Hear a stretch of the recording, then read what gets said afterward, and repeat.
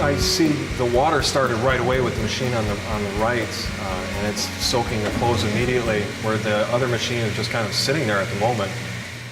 This one has a 55-minute cycle. That one has a 31-minute cycle. Just showing it's got a good almost like an hour, so it probably is just a slower process. I really don't want to wait almost an hour for a load to get done either. Number 2 looks like all the jeans are soaked, and number 1 looks like it's just now starting to get part of the jeans wet.